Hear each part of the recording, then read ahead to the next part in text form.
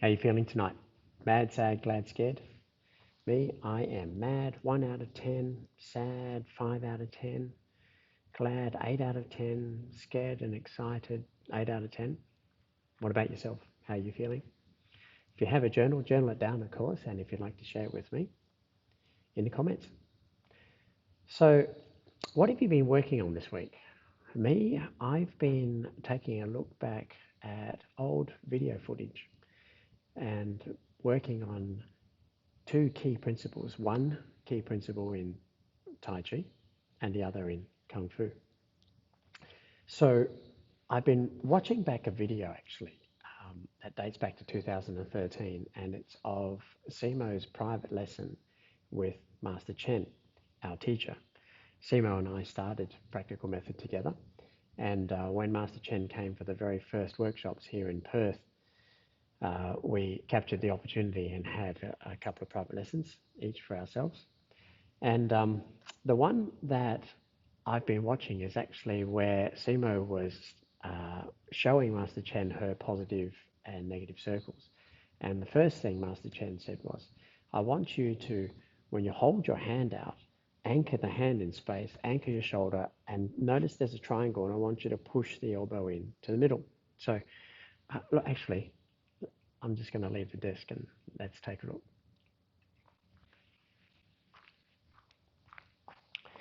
So what he said in the video was that the shoulder must be anchored, the wrist is anchored, and then when you see this triangle, without moving the hand and the shoulder, squeeze the corner of the triangle into the center.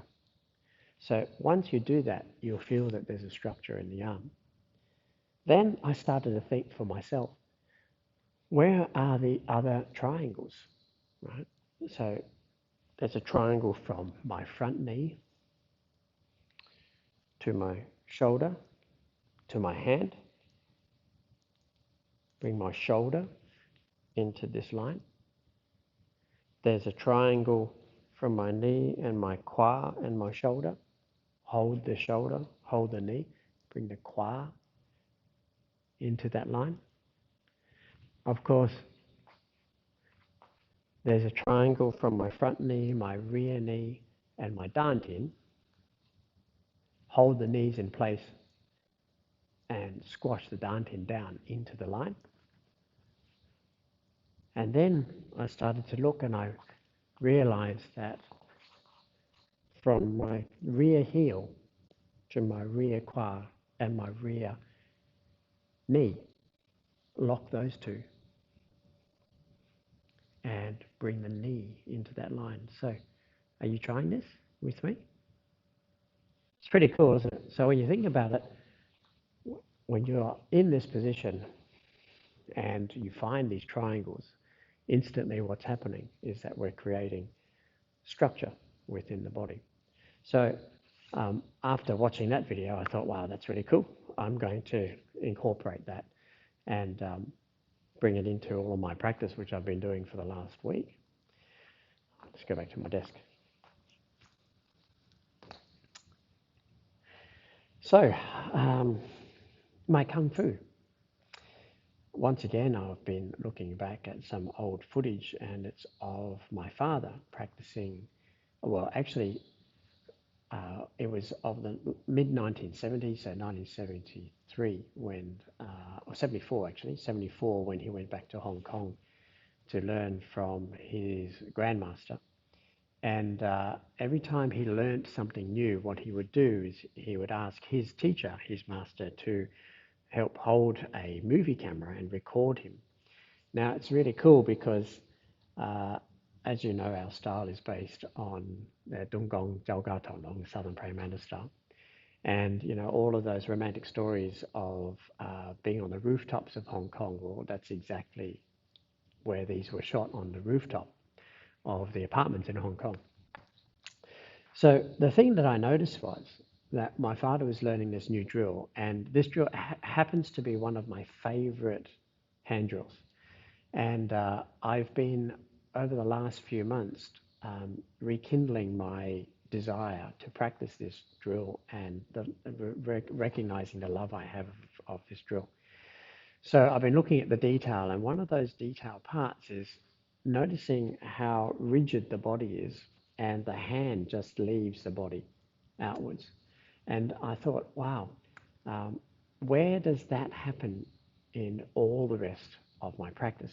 So I thought I would, well, actually, let's go out there again, take a look. So I actually thought what I noticed in class is that we have this eagerness, and particularly now that we're coming back to paired training and pad work and usages, I noticed that there's this real urge that when you pop, for example, that you want to bring your body into the strike and hit that pad. So there's this lunging of the body.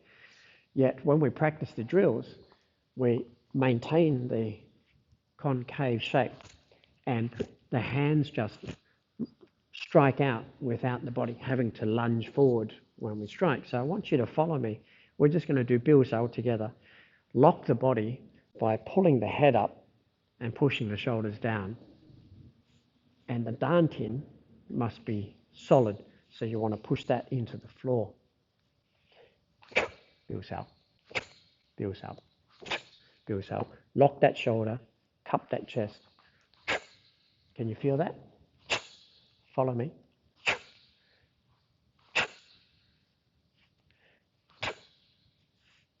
So the concave chest is really, really important, because if you think about this, we call this lin diu sok, meaning the arms are hung from the ceiling. Sao gei bui, whereas the back is like a woven basket. Old Chinese woven basket actually looks very different to today. Today, the woven baskets have a very narrow base and a very broad opening. The old baskets had the same size base and the same circumference opening and the same circumference base. So think of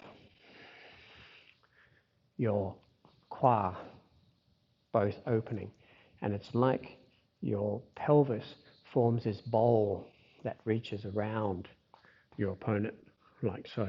So your chest and your waist fills this space and creates the power that happens right here in the center. So that's what it is that you need to be thinking about when you're doing your techniques, is the power comes in to the middle. So it doesn't matter what technique it is that you're doing. Pok sao, gao choi, pei sao, biu sao, dai sao, pok pok, gao choi, chao got, yiu sao, yin kam sao, biu sao, pei pok. Everything happens around this space here. So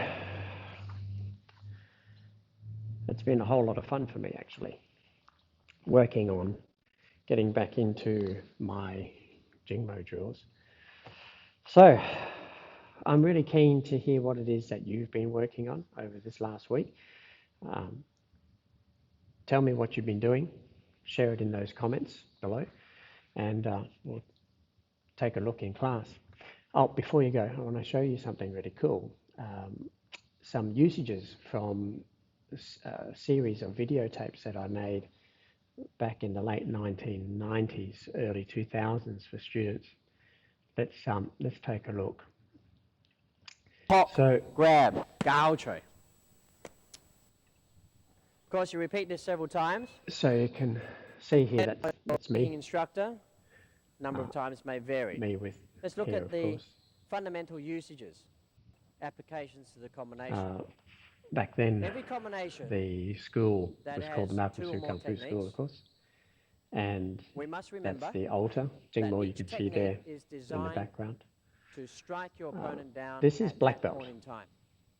But we practice combinations so that we have backup and also the ability at a later stage to defend ourselves against multiple opponents. So although we know we're producing a combination with two techniques, we aren't going to strike with the emphasis to the last technique, thinking that the first technique isn't designed to knock our opponent down. No, that's wrong. First strike, our intention is to knock them down with that blow. Just so happens that we have ready, if we don't knock them down, a second strike is coming.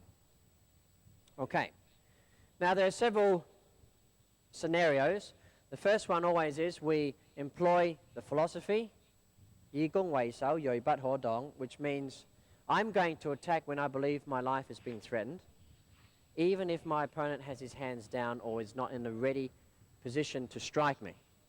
So I may be walking forward to my opponent, keeping my hands up, signaling to him that I don't wish to fight.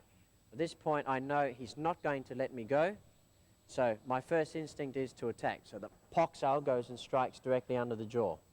Grab hold of the head, position myself comfortably, and gao choi, dropping it down on the back of the head. So down here, like that, following through. Gao choi on the back of the head. So that's hands down. The next more difficult scenario would be if my opponent is already up and poised, ready to strike me, so his hands are up. What do? Do I let him strike first? The answer is no. I try to employ the philosophy. I attack first. So using my poksao, I'm going to strike over the top of the hand that's closest to me. And whilst I'm doing that, I'm going to slide through and contact the poksao under the chin. Once again, grabbing my opponent's hair, pulling them down, and gao choi, either to the top of the head, the temple here, or striking the neck, or striking the ear, or striking the cheekbone, or the jaw. Second scenario, we hesitated. A strike is coming. We don't necessarily need to change hands. We learn left and right hand to give ourselves balance and greater flexibility. When it comes to usages, it's very important that you use your favorite hand for the favorite technique. So in this case, we imagine he's going to strike with his right hand. We go pop, strike the arm. This hand is here ready. We grab and gao choi to the head. Once again, pok, grab, gao choi. Now we're slowing this down, of course. It would happen much more quickly in real life. Now, if by chance you think that the opposite hand is alive whilst you're attacking his right punch, then... Okay, so that's interesting. There's a lot more, of course, and I'd like to hear your thoughts about the delivery of those usages and so on. Yeah, I'd like to hear what you think. All right. Remember the Zoom classes, Monday night, 7:45, and Wednesday lunchtime at midday. Look forward to sharing with you. Let's get back to it. See ya.